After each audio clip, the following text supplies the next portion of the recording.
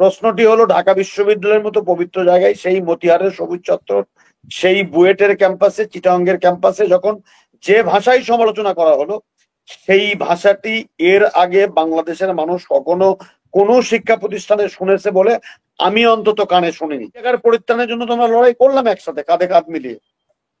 তারপরে দেখেন আপনি যে এই যে লড়াই সংগ্রামের মধ্য দিয়ে যে জায়গায় আমরা আসলাম, সেখানে 90-এর স্বৈরাচার বিরোধী আন্দোলনে 3 জোটের রূপরেখা ভণ্ডুল হয়ে গেল। আমরা থাকতে পারলাম না আমাদের অনৈক্যের মধ্যে। তবে উত্তেজনা কমাতেই হবে। যদি আপনি উত্তেজনা না কমাতে পারি আমরা, তাহলে কিন্তু স্বৈরাচার বা স্বৈরাচারের দোসররা যারা ঘাপটি মেরে বসে আছে, এরা কিন্তু ফনা তুলবে, এবং সেই বিষাক্ত ফনা থেকে আমরা কেউ কিন্তু রক্ষা পাবো না। দুঃখের কথা আর কি বলবো, সেটি হলো যে গত 18টি বৎসর এদেশের সকল শ্রেণীপেশার মানুষ শুধুমাত্র বৈষম্যহীন বাংলাদেশের পক্ষে লড়াই করেছে, বিষয়টি এমনটি নয়। এটি একটি ছিল, অন্যতম একটি কারণ ছিল যে পতিত সরকার দেশে একটি অশ্রদ্ধার বাংলাদেশ তৈরি করেছিল, অসম্মানের বাংলাদেশ তৈরি করেছিল, তুচ্ছ তাচ্ছিল্যের বাংলাদেশ তৈরি করেছিল, এবং তুই তুকারি এবং গালাগালির একটা সংস্কৃতি বাংলাদেশে তারা প্রতিষ্ঠিত করেছিল। ভোটারবিহীন বাংলাদেশের একটা কালচার তৈরি করেছিল। সেখান থেকে মুক্তি পাওয়ার জন্য 2018 সনে আমার ছাত্র বন্ধুরা কোটা বিরোধী আন্দোলন করে, তার চূড়ান্ত পরিণতি সেখানে হয়। আমি মনে করি যে এই আন্দোলনের সফলতার পেছনে ছাত্রদের অবদান তো খাটো করে দেখা যাবে না, কিন্তু বিষয়টি যেটি হলো যে তার অর্থ তো এই নয় যে গত 18 বছর বিএনপি মাঠে ছিল না, জামাত মাঠে ছিল না, বা সমমনা দল এখানে যে 12 দলীয় জোটের প্রধান এখানে আছেন ওনারা মাঠে ছিল না। বিষয়টি এরকম নয়। বিষয়টি হলো যে আন্দোলনটা শুরু হয়েছিল 2008-এর বা 111-এর সরকারের পর থেকে, যে একটা আন্দোলন শুরু হলো, তার ধারাবাহিক প্রক্রিয়ায় চূড়ান্ত রূপের একটি ফসল আমরা পাই আমাদের ছাত্র বন্ধুদের হাত দিয়ে, যে ছাত্র বন্ধুদের আহ্বানে সকল শ্রেণী পেশার মানুষ সেখানে কিন্তু ছিল। এর মধ্যে অন্যতম পার্টিসিপেশন ছিল কিন্তু বিএনপির সমালোচনা করা যাবে না, বা বিএনপির নেতাদের বিরুদ্ধে কথা বলা যাবে না, এমনটি আমি একেবারেই মনে করি না। এনসিপির সমালোচনা করা যাবে না, জামাতের সমালোচনা করা যাবে না, সেটাও মনে করি না। কিন্তু সেই সমালোচনার ভাষা এত নিকৃষ্ট হবে কেন? যে ছাত্র বন্ধুরা তাদেরকে রাজাকারের বাচ্চা, রাজাকারের নাতিপুতি বলে গালি দেওয়ার জন্য মিছিল ধরলো। হাসিনা আপা, আমি রাজশাহী বিশ্ববিদ্যালয়ের মতিহাসের সবুজ চত্বরের সামনে 30 বছর শিক্ষকতা করার পরে আপনাকে দেখাতে পারবো আমি স্লোগান দিয়েছি, তুমি কে আমি কে। এই স্লোগানটা দিয়েছি আমি নিজে এই বৃদ্ধ বয়সে। প্রশ্নটি হলো, ঢাকা বিশ্ববিদ্যালয়ের মতো পবিত্র জায়গায়, সেই মতিহারের সবুজ চত্বর, সেই বুয়েটের ক্যাম্পাসে, চিটাগংয়ের ক্যাম্পাসে যখন যে ভাষাই সমালোচনা করা হলো, সেই ভাষাটি এর আগে বাংলাদেশের মানুষ কখনো কোনো শিক্ষা প্রতিষ্ঠানে শুনেছে বলে আমি অন্তত কানে শুনিনি। এটি আমাকে কষ্ট দেয়, যন্ত্রণা দেয়, লজ্জিত করে, অপমানিত করে একজন শিক্ষক হিসাবে। আমি কিন্তু আগেই বলেছি, সমালোচনা বিএনপির করাই যাবে, তারেক রহমানেরও সমালোচনা করা যাবে যদি কোনো ভুল থেকে থাকে, অসুবিধা নেই। কিন্তু আপনি জিয়াউর রহমান স্বাধীনতার ঘোষক, তার ছবির উপরে আপনি উত্তাল নৃত্য করবেন? আপনার তো একা একা তো আপনি আন্দোলন করেননি। এই আন্দোলনে আমি আগেই বলেছি যে আওয়ামী লীগ ছাড়া, তাদের দোসর ছাড়া সকল শ্রেণী পেশার মানুষ এই আন্দোলনে অংশগ্রহণ করেছে। খুন হয়েছে, গোটা জাতি লজ্জিত। নৃত্য হয়েছে খুনের উপরে, জাতি লজ্জিত। প্রশ্ন হলো যে বিএনপি কি করতে পারত? বিএনপি গঠনতন্ত্র অনুযায়ী বহিষ্কার তার চূড়ান্ত শাস্তি, বহিষ্কার করেছে, মামলাও করেছে। তারপরেও যদি আমরা মনে করি যে বিএনপি যেটি করছে সেটি সঠিক নয়, বা সেটি সঠিক হওয়ার তো কোনো কারণও নাই, তাহলে আমরা তো একসাথে 18-তে লড়াই করলাম, 18 থেকে এই 18 বছর লড়াই করলাম, 24-এ দেশ আমাদের একটা মুক্ত গণতান্ত্রিক বাংলাদেশ ফিরে পাওয়ার স্বপ্ন দেখলাম। সেখানে বিএনপি কে বলা যেতে পারতো খুব ভদ্র ভাষায় যে ভাই তোমরা এই কাজগুলো করছো, এই কাজগুলো করো না। কিন্তু তা না করে যে ভাষা প্রয়োগ করলো সেটা সঠিক নয়। তারপরে এটাকে কেন্দ্র করে কালকে পরশুদিন যে প্রতিদ্বন্দ্বী রাজনৈতিক দলের মধ্যে যে শব্দ চয়ন, যে স্লোগান, যে উত্তেজনা, এটা তো কাম্য নয়। হাসিনা আপা, একটা কথা বলি, স্বাধীনতা যুদ্ধে গুটি কয়েক স্বাধীনতা বিরোধী শক্তি ছাড়া সকল শ্রেণী পেশার মানুষ এই 24-এর মতো করে অস্ত্র হাতে লড়াই করে একটি মানচিত্র, একটি ভূখণ্ড, একটি পতাকা আমরা পেয়েছিলাম। স্বাধীনতার পরপরই রক্ষী বাহিনী তৈরি হলো, বিভাজন হলো, জাসদ তৈরি হলো, সিরাজ শিকদার হত্যা হলো, কত অপকর্ম হলো। আমরা স্বাধীনতার সুফল পাইনি। একটি দল স্বাধীনতার ফেরিওয়ালা হলো, কিন্তু স্বাধীনতার সুফল আমরা ভোগ করলাম না। 18 বছর আমার এই তরুণ মেয়েটি, তরুণ বোনটি আজকে ভোট দিতে পেরেছে কিনা আমি জানি না। আমি গত 3 টার্মে কোনো ভোট দিতে পারিনি। তাহলে এই জায়গার পরিত্রাণের জন্য তো আমরা লড়াই করলাম একসাথে, কাঁধে কাঁধ মিলিয়ে। তারপরে দেখেন আপনি যে এই যে লড়াই সংগ্রামের মধ্য দিয়ে যে জায়গায় আমরা আসলাম, সেখানে 90-এর স্বৈরাচার বিরোধী আন্দোলনে 3 জোটের রূপরেখা ভণ্ডুল হয়ে গেল। আমরা থাকতে পারলাম না আমাদের অনৈক্যের মধ্যে।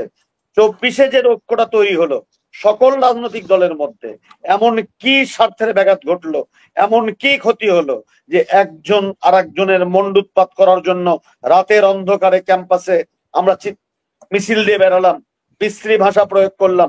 এটি তো ছাত্র বন্ধুদের কাছে আমরা আশা করি না। তা যদি এটি যদি বৈধ হয় বা এটা যদি গ্রহণযোগ্য হয়, তাহলে শেখ হাসিনাকে কেন তাড়ালাম? কারণ শেখ হাসিনাও তো রাজাকারের বাচ্চা বলে গালি দিয়েছিল। তা আজকে আপনি কেন যে ভাষা প্রয়োগ করলেন ক্যাম্পাসে, সেই ভাষাটা প্রয়োগ আমরা করছি কেন? আমি বিনয়ের সাথে সবার পাশে অনুরোধ করতে চাই, এখানে আমার ভাই আছেন পারদলীয় জোটের সমন্বয়কারী, আমার মেয়ে তুল্য এখানে অ্যাডভোকেট হুমায়রা এখানে আছেন, আমি সবার কাছে অনুরোধ করতে চাই, রাজনীতি আপনারা করেন, আপনাদের দলীয় আদর্শ প্রচার করেন, অসুবিধা নেই। কেউ অন্যায় করলে তার সমালোচনা করেন, সেটাও করা যাবে, এটি গণতন্ত্রের বিউটি। কিন্তু দয়া করে কাউকে নিশ্চিহ্ন করার জন্য যে অপরাজনীতি করা, সেটি বোধহয় সুখকর হয় না। শেখ হাসিনা বহু রকমের অপরাজনীতি করেছে, বিএনপিকে নিঃস্ব করার জন্য, জামাতকে নিঃস্ব করার জন্য। দিন শেষে কি পারা গেছে? পারা যায়নি তো। তা আজকে যারা কাঁধে কাঁধ মিলিয়ে আমরা একসাথে লড়াই করলাম, তাদের মধ্যে এই অনৈক্যটা কেন হলো? আমরা কি বসতে পারি না? আমরা কি আলোচনা করতে পারি না? 18টি বছর একসাথে লড়াই করেছে তো অনেক দল, এবং এমনও দল আছে যারা বিএনপির সাথে আন্দোলন করেছে, সরকার গঠন করেছে, মন্ত্রী পরিষদে বসেছে, বিরোধী দলীয় রাজনীতি করেছে, পল্টনের ময়দানে এক মঞ্চে বসে বক্তৃতা দিয়েছে। ভাই কি এমন হলো, কি এমন হলো? আমি বলছি না কার বেশি ভুল কার কম ভুল, সেগুলা সমাধানযোগ্য নয়। আজকে কার হাতে এই যে বিভাজন, কাকে শক্তিশালী করছেন, কাকে আপনি ইনভাইট করছেন, কাকে ওয়েলকাম করছেন? কারণ আপনাদের মধ্যে যত অনৈক্য হবে, বিভাজন হবে, এই স্বৈর শাসকের দোসররা যারা আমার দেশের আইন শৃঙ্খলা পরিস্থিতি এখনো ভালো করতে দেয় না, যারা এখনো প্রশাসনকে সক্ষমতার জায়গায় নিয়ে যায়নি, যারা এখনো প্রশাসনের ভেতর থেকে নির্বাচনটা যেন নির্দিষ্ট সময়ে না হতে পারে, বা যেন সংস্কারগুলো যেন নির্দিষ্ট সময়ে না হতে পারে, এবং বিভিন্ন কায়দা কানুন ফন্দি ফিকের করে এই ঐক্যমত্য কমিশনের সফলতা যেন প্রশ্নবিদ্ধ করা যায়, যারা এখনো করছে, যারা দাবি লিগ তৈরি করছে, তাদের হাতকে কি শক্তিশালী করা হচ্ছে না? আমি সবার প্রতি শ্রদ্ধা রেখে শুধু এতটুকু বলতে চাই যে বারবার কি 24 করবো আমরা? 71-এ লড়াই করলাম, 90-এ রক্ত দিলাম, 24-এ 1580 জন মানুষ রক্ত দিল, অন্ধ হয়ে গেল, পঙ্গুত্ব বরণ করলো। 24 না হলে আমরা কোথায় থাকতাম? অনেকে আমরা হারিয়ে যেতাম, নাই হয়ে যেতাম।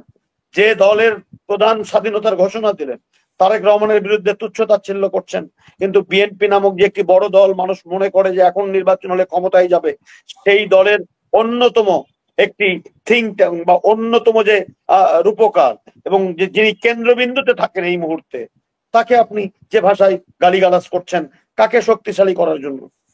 তাকে শক্তিশালী 5 তারিখের পরে তো আমরা দেখেছি তারেক রহমানের সাথে জুম মিটিং করতে আমরা আশ্বস্ত হয়েছি, আমরা আশ্বস্ত হয়েছি। আমি তো বললামই যে গত 18 বছর একসাথে লড়াই করেছেন, কত মানুষ আওয়ামী লীগ জুডিশিয়াল কিলিং এর মাধ্যমে হত্যা করেছে। বিএনপির ইলিয়াস আলী, হাসিনা পাবে, বিএনপির ইলিয়াস আলী নাই হয়ে গেছে। আয়না ঘরে আমার ছাত্র বন্ধুরা 5 দিন 6 দিন থেকেছে, ফিরে আসতো না যদি সাধারণ মানুষ এখানে না থাকতো। সাধারণ মানুষের স্রোত এখানে ছিল, শ্রমজীবী মানুষ। কাউকে ছোট করে, কাউকে বড় করে এই আন্দোলনের কৃতিত্ব না দিয়ে বরং আসুন না আমরা সবাই মিলে এই বিজয়টা অর্জন করেছি, সেই বিজয়কে ধরে রাখার জন্য যে প্রয়োজনীয় সংস্কার, সেই সংস্কারটুকু করি। বিচার শুরু হয়ে গেছে, সব বিচার করতে পারবো না, একটা সিম্বলিক বিচার আমরা করি, বিচার প্রক্রিয়া চলমান থাকুক, এবং নির্বাচনের মধ্য দিয়ে একটি সুষ্ঠু গণতান্ত্রিক ধারা বাংলাদেশে ফিরে আসুক, যে ধারায় আপনি ভোট দেবেন, আমার কন্যা তুল্য, আমার বোন তুল্য হুমায়রা ভোট দেবে, আমার ভাই ভোট দেবেন, এবং সেই নির্বাচনের মধ্য দিয়ে একটি জনগণের সরকার প্রতিষ্ঠিত হবে। অনির্বাচিত সরকার যত দীর্ঘায়িত হবে সমস্যা তত বেশি হবে। বরং তার চেয়ে সরকার ঘোষিত যে ফেব্রুয়ারির মধ্যে নির্বাচনটি হওয়ার কথা বা রোজার আগে যে নির্বাচনটি হওয়ার কথা, সেই নির্বাচন যদি একটি রোডম্যাপ ঘোষণা করা হয় বা যদি একটু ছায়া নকশা প্রদান করা হয়, তাহলে বোধহয় এই উত্তেজনা কমবে। এবং তবে উত্তেজনা কমাতেই হবে। যদি আপনি উত্তেজনা না কমাতে পারি আমরা, তাহলে কিন্তু তাহলে কিন্তু স্বৈরাচার বা স্বৈরাচারের দোসররা যারা ঘাপটি মেরে বসে আছে এরা কিন্তু ফনা তুলবে, এবং সেই বিষাক্ত ফনা থেকে আমরা কেউ কিন্তু রক্ষা পাবো না, জাতীয় রক্ষা পাবে না। এবং অন্তর্বর্তীকালীন সরকারকে সফল হওয়ার জন্য যে সমস্ত দলের যে সহযোগিতা, সেই সহযোগিতাটা অব্যাহত থাকবে। এবং দল হিসেবে বিএনপি যা করছে আমি মনে করি এটাই করা যায়। এনসিপির আমার বগুড়াতে একজন ভাইয়ের বিরুদ্ধে, আমার নিজের বাড়ি বগুড়া, তার বিরুদ্ধে 400 কোটি টাকার একটা অভিযোগ উত্থাপিত হয়েছে। আমি সাধুবাদ জানাই এনসিপির নেতৃবৃন্দকে, তার পদ স্থগিত করেছে, তাকে শোকজ করেছে। বিএনপি একই কাজই করেছে, হত্যার অভিযোগ উত্থাপিত হয়েছে, তাকে শোকজ করেছে, তাকে আজীবন বহিষ্কার করেছে, দলীয় ভাবে মামলা করা হয়েছে। আমি মনে করি রাজনৈতিক ভাবে এতটুকুই করা যায়। তারপরেও আমি বলবো বিএনপি সবচেয়ে বড় দল, তাদেরকে ভেবে দেখার জন্য অনুরোধ করব যে এই সমস্ত দুর্বৃত্তদেরকে সমূলে ধ্বংস করার জন্য, বিনষ্ট করার জন্য যা যা করা দরকার, আরো যদি কিছু করার থাকে দলীয় ভাবে সেটিও তারা করবে। সরকারকে অনুরোধ করব, বিএনপির পক্ষ থেকে বা রাজনৈতিক দলের পক্ষ থেকে আহ্বান জানানো হয়েছে, অপরাধীকে অপরাধী হিসেবে ট্রিট করে তাদেরকে দ্রুত আইনের আওতায় এনে, যেভাবে মাগুরাতে একটা ছোট মেয়ে ধর্ষণ হলো, দ্রুত সময়ের মধ্যে বিচার হয়ে গেল, এই সমস্ত খুনিদের যদি বিচার হয়, চাঁদাবাজদের যদি বিচার হয়, তাহলে দেখবেন চাঁদাবাজরা কিন্তু ভয়ে থাকবে, ভীত থাকবে। সেই কাজটিও সরকার করবে, রাজনৈতিক দলগুলা এবং আমরা সরকারের সাথে আছি, এবং সেই সহযোগিতার হাত অব্যাহত থাকবে। সেই আহ্বানটা আমরা করতে চাই সবাইকে।